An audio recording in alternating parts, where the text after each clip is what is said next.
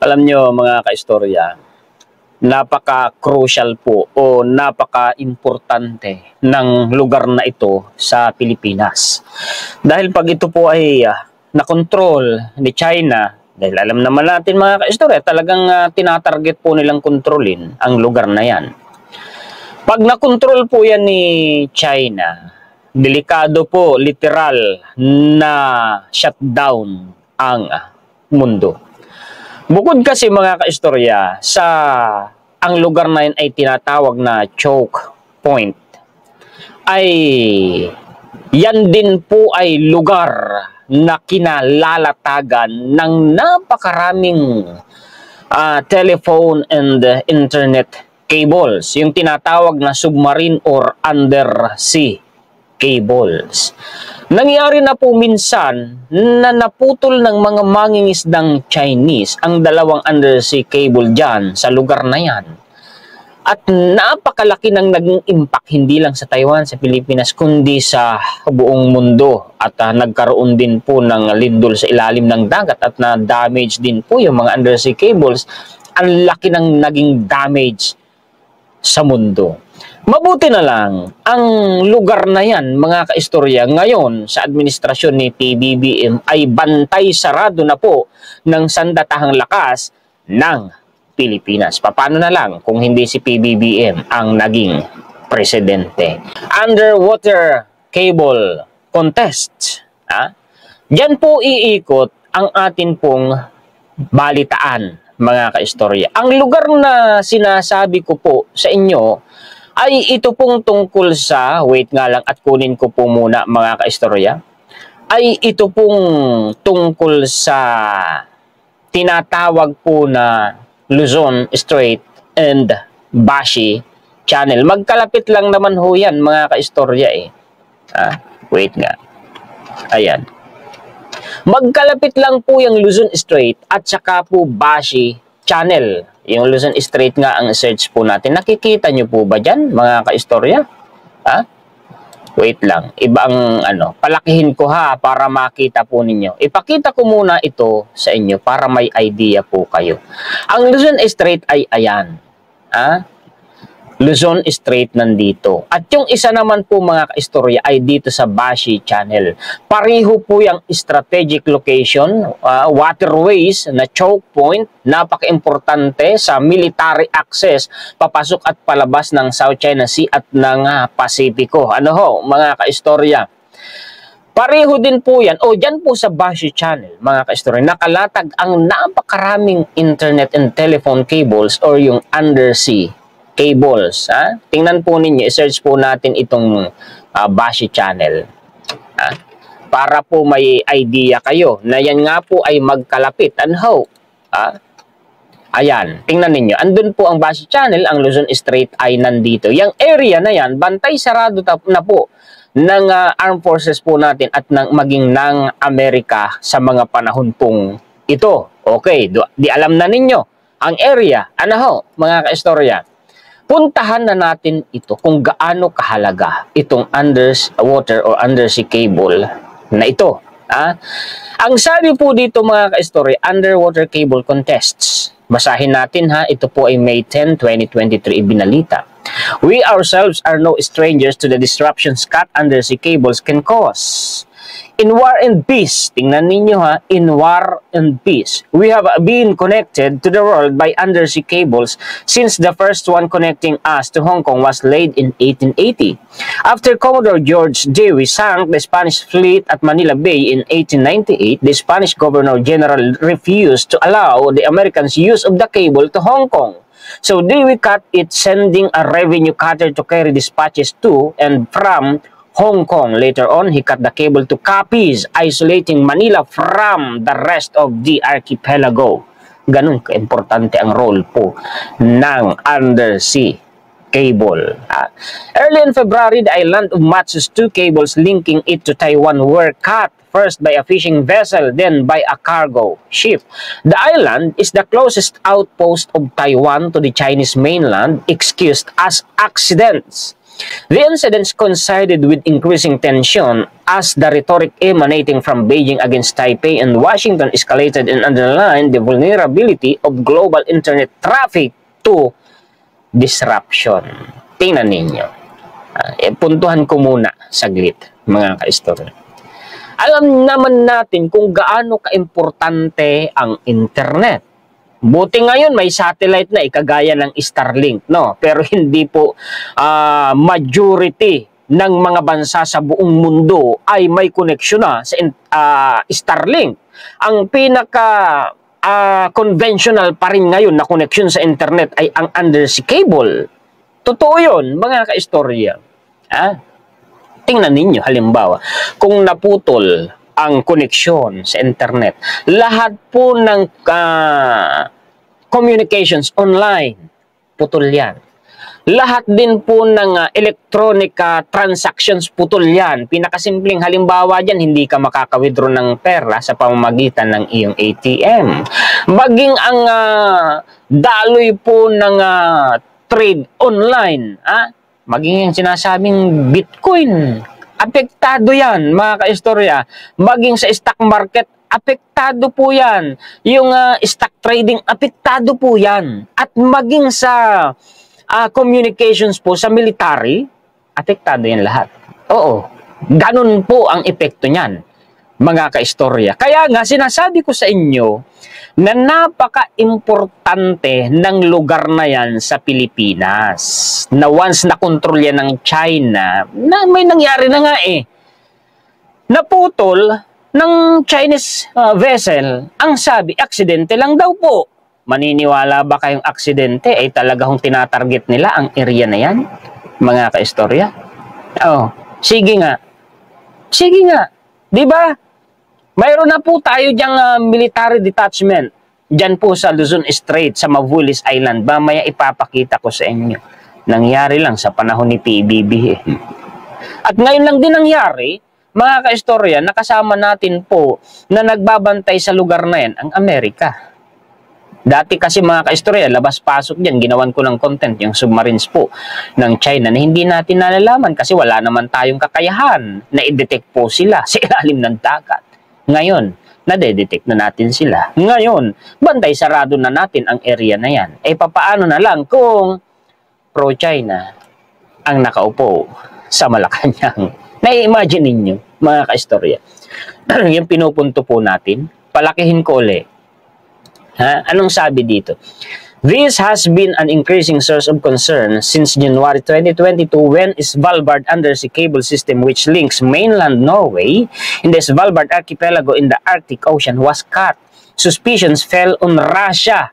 Talagang tinatarget yan tingnan ninyo, sa panahon ng digmaan, ay napakalaki po ng porsyento na talagang, ng posibilidad na talagang tatargetin yan. Which had been complaining that a Svalbard-based satellite facility was tracking its submarine.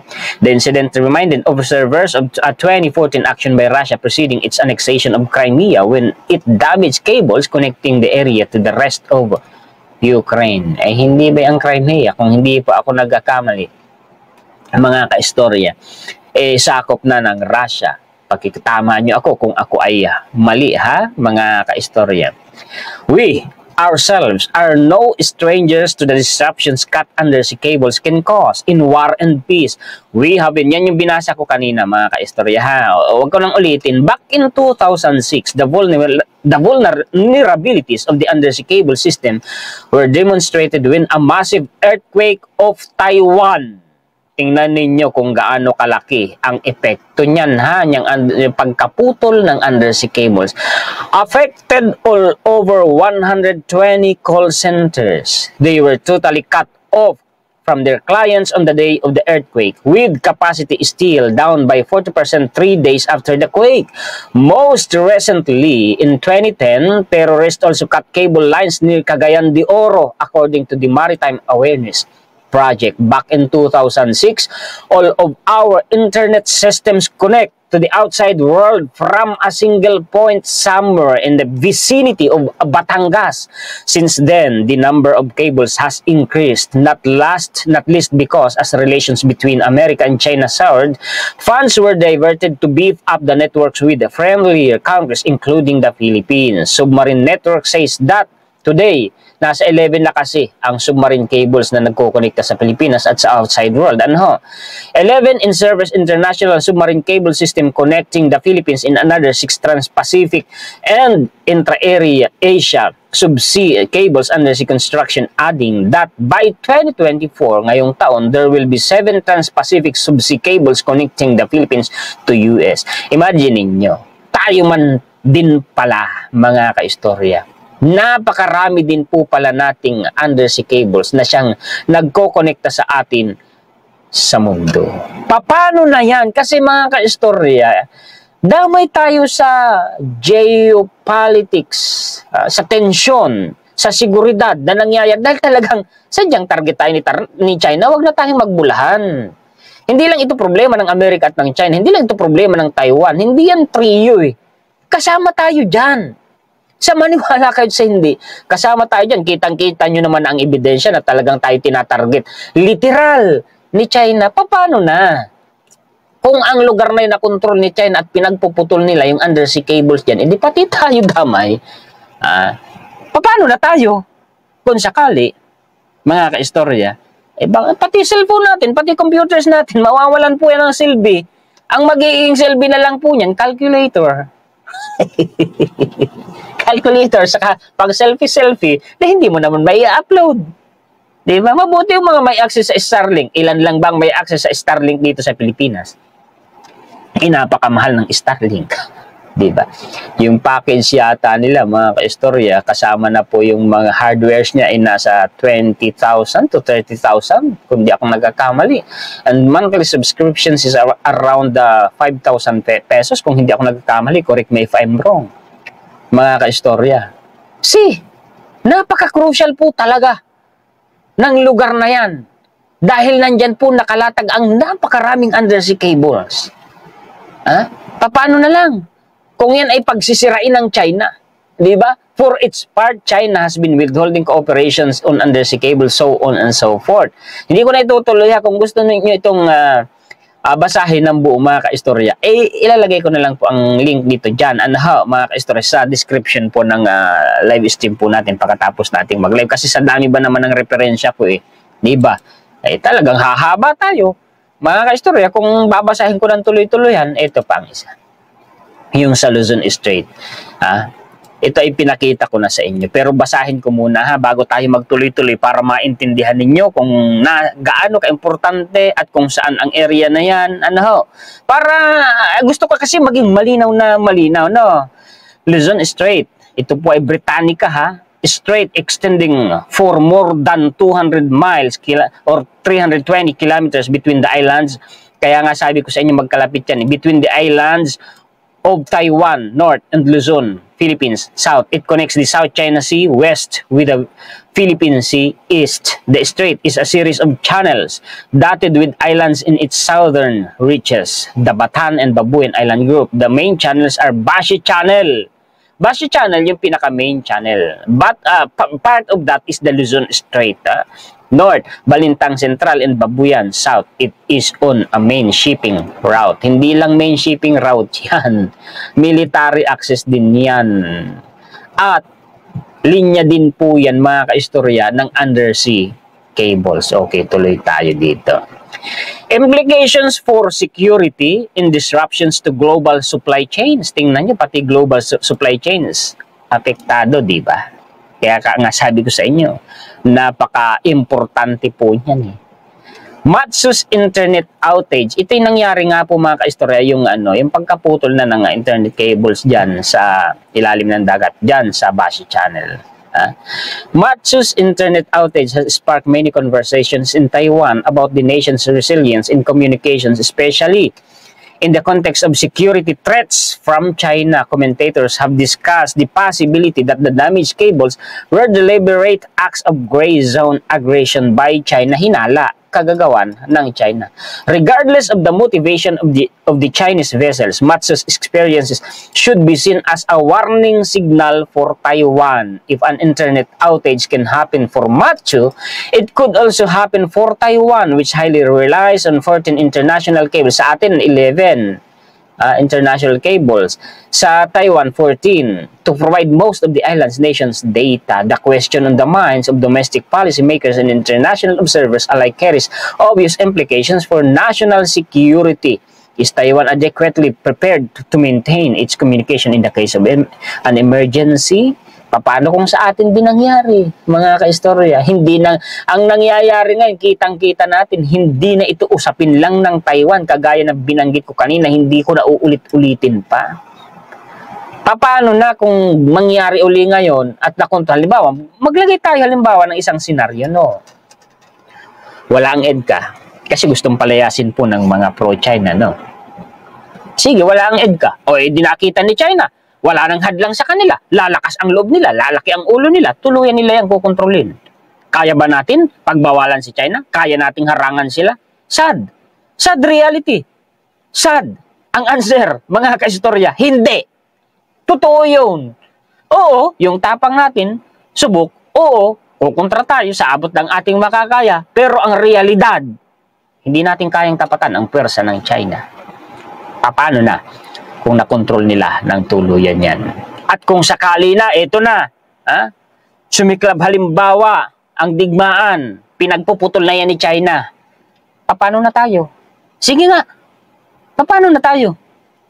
Sige nga mga kaistorya. Maging yun pong pwersa militar ng Amerika, mga kaistorya, at ng mga allied countries natin, mahihirapang makapasok dito sa South China Sea o sa West Philippine Sea kung kontrolado na yan ni China. Gates yan! At choke point nga daw po yan, makitid na daan na napakadaling kontrolin ng isang malaking bansa na kagaya ni China. Paano na tayo? Sige nga, nai-imagine ninyo?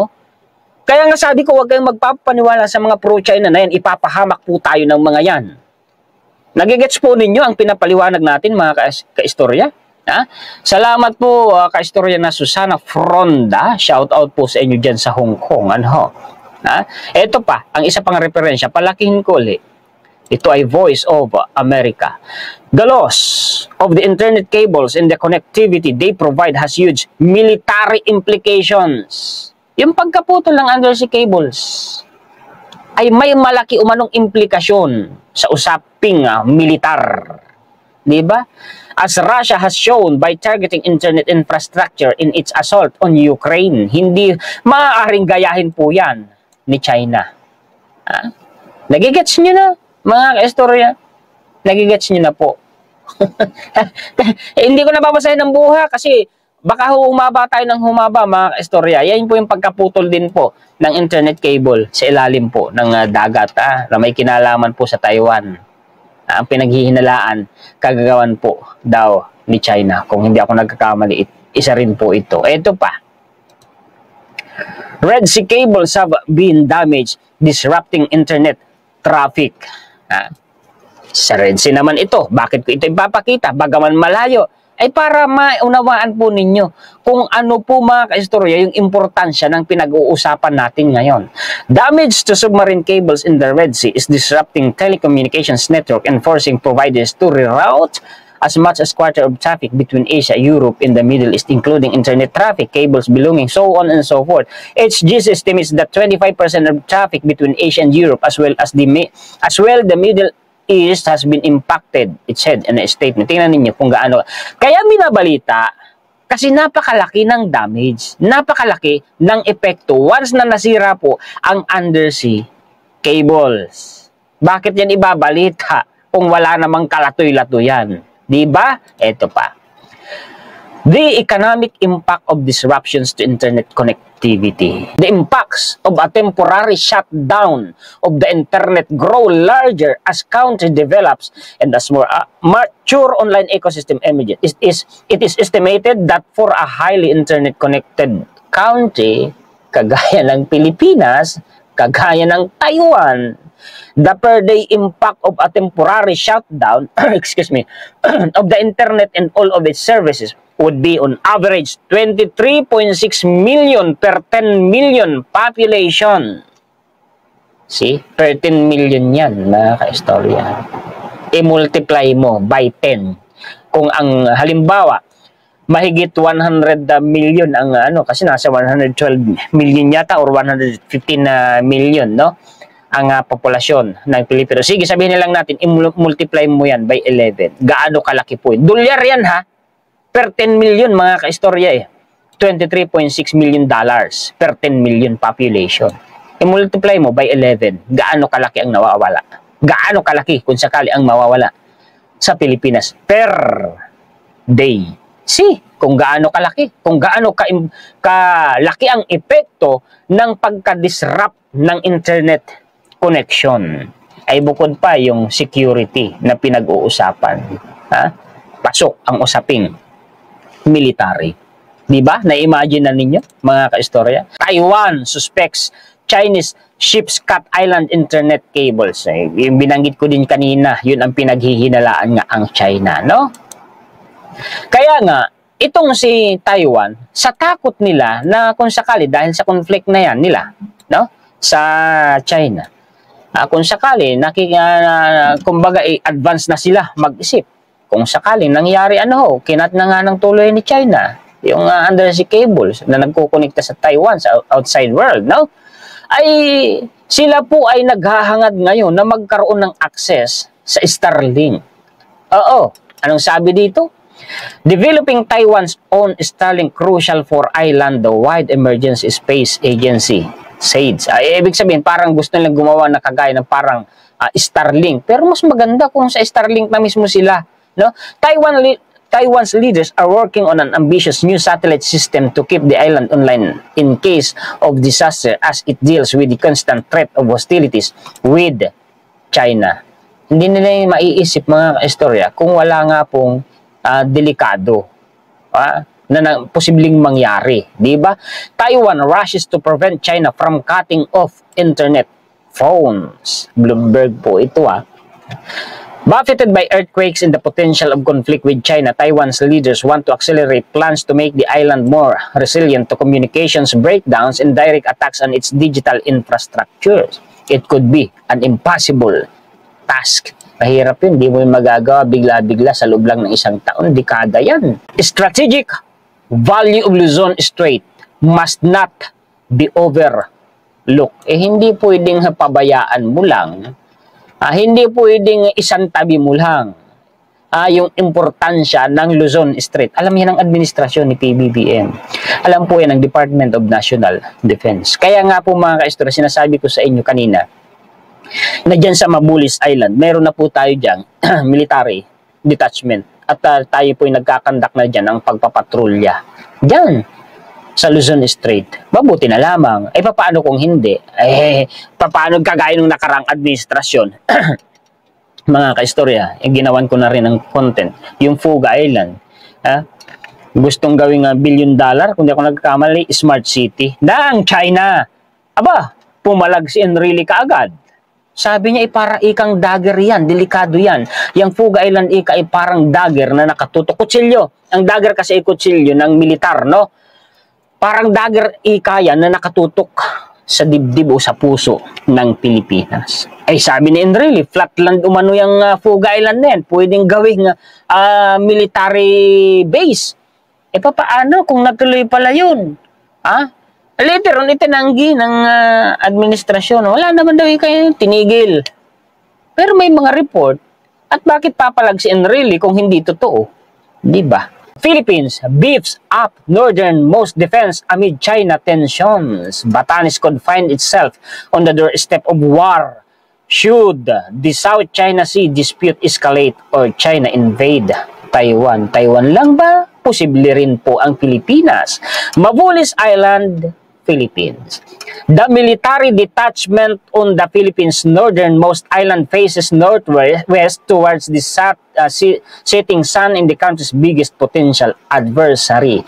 The island of Mabulis, one was uninhabited until 2016 when the Philippine military planted a flagpole at its highest point land.